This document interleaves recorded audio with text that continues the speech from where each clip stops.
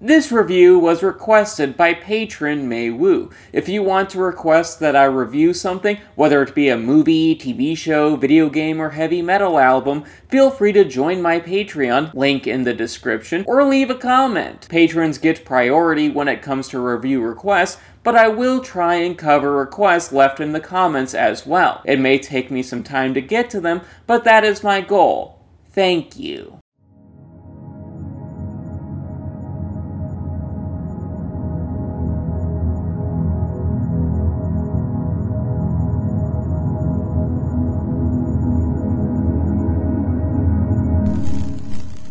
Hanna is a double-edged sword when it comes to the development of its lead character, which is Hanna, because obviously, it's the f***ing title. This 2011 Joe Wright-directed action and espionage movie featuring the acting talents of Cate Blanchett, Eric Bana, and Saoirse Ronan as the lead Hanna has some problems stemming from the nature of its lead character, more on that in a second, but remains an overall solid film with fun action and an interesting narrative conceit. That conceit being that our lead character Hanna is a super capable young girl who was originally conceived and became genetically predisposed to learning combat and martial arts via scientific experimentation, and is forced to live with Eric Bana for her whole childhood due to how, back when she was a baby, the higher-ups of this government-sponsored eugenics program has pulled the plug on that said program and were taking care of loose ends, and violently so, essentially threatening Hanna's life from the very start, hence why she lives and trains in the wilderness with Eric Bana, all before being ready to return to the real world and confront the government forces who wish Hanna to be dead, which includes Cate Blanchett. Just like many great things,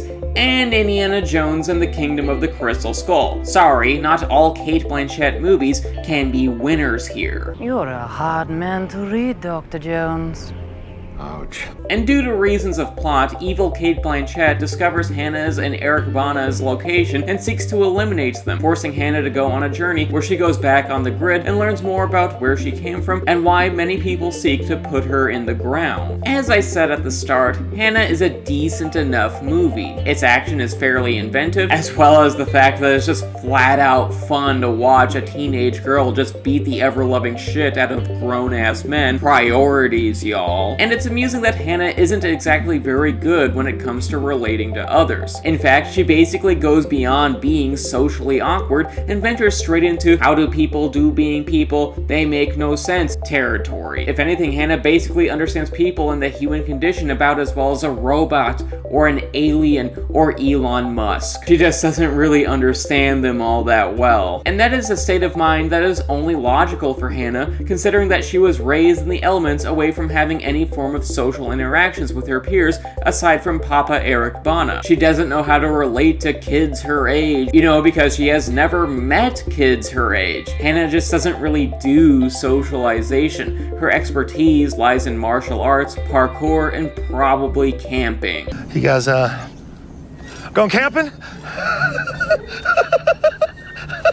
As stated earlier, Hanna as a character doesn't really do people, and seeing her interact with others for the first time is amusing because she has no awareness of accepted societal norms and such, meaning that there is just entertainment value there. But with that being said, Hanna, both as a character and as a film, has a drawback to this. That drawback being that Hanna can be difficult to relate to at times. In fact, the character can feel so alien that it can be hard to properly empathize with her. While sure we can appreciate her journey and such, Hanna's emotional distance unfortunately has the undesired effect of placing some distance between the audience and Hanna herself. It's just a side effect to this type of story. Just like how this sexy face is a side effect of estrogen. In conclusion, Hanna is overall a fun movie with quality action that features a protagonist who is interesting but not always easy to connect with, meaning that while entertaining, there is still a bit of a barrier separating the audience from the movie. Sure, we can enjoy the film, but more in a clinical sort of narrative way rather than an emotional one, which is a problem in a medium that often prioritizes emotional storytelling. But then again, given the in-narrative origins of the title character, a colder, more scientific approach to appraising this film is logical, and under my critical lens, this means that Hanna contains entertainment value, but ultimately, the distance to where Hanna is viewed as a subject by the audience rather than as a character that we can personally connect with overall hinders the movie, allowing Hanna as a cinematic experience to be solid, but not really a film that personally resonates. It overall just doesn't really give us a reason to love it.